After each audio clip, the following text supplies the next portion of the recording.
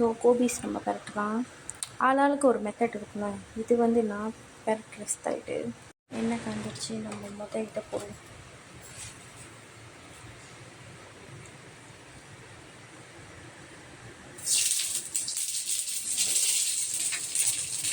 தாளிக்கலாம். இது வந்து சீரகம். இது பார்த்தீங்கன்னா ஆல்ரெடி வந்துட்டு நான் கருவேப்பிலை, வெங்காயம், ஊசி மிளகா எல்லாத்தையும் வெட்டி வச்சுட்டேன், ப்ரிப்பேர் பண்ணி வச்சுட்டேன். மாதிரி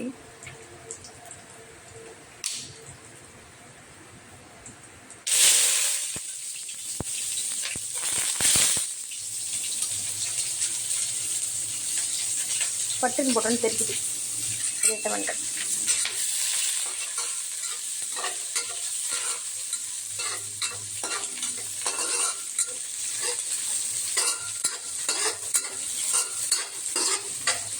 ஸோ அது நல்லா வதங்கட்டும். இப்போ வந்து நம்ம என்ன பண்ணுவோம், கோபிஸ்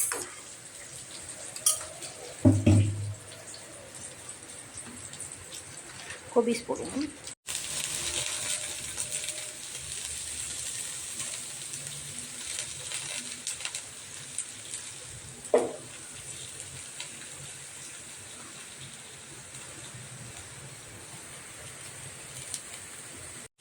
இப்போ பார்த்தீங்கன்னா நல்லா கிண்டி வச்சுருக்கோம்.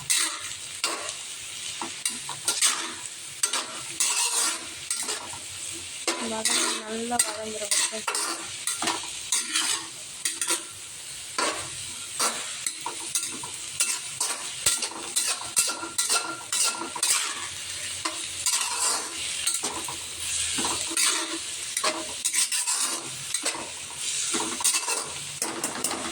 லாஸ்ட் என்னங்க, எப்பயுமே எல்லா சமையலுக்கும் உப்பு இருக்கும். முக்கியம் உப்பு போட்டுக்கோம்.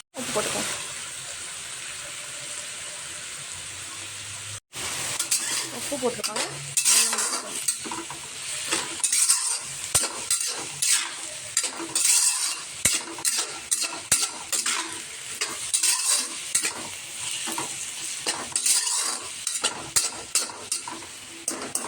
இப்போ லாஸ்ட்டாக நம்ம என்ன பண்ணுவோம்னா சாஸ்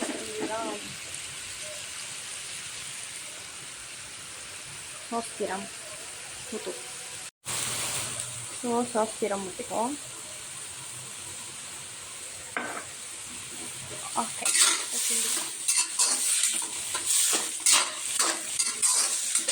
இந்தமாரி பேட்டி பாருங்க, அப்படி தான் இருக்கும்.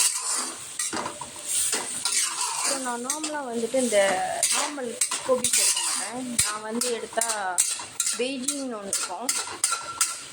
ஸோ அதுதான் எடுப்பேன். அதுதான் வந்துட்டு நல்லாயிருக்கும் சாப்பிட, ஒரு மாதிரி டேஸ்ட்டாக. அப்புறம் என்னங்க, நீங்களும் வந்துட்டு கோபிஸ் வீடாவாக இருங்க என்ன மாரி.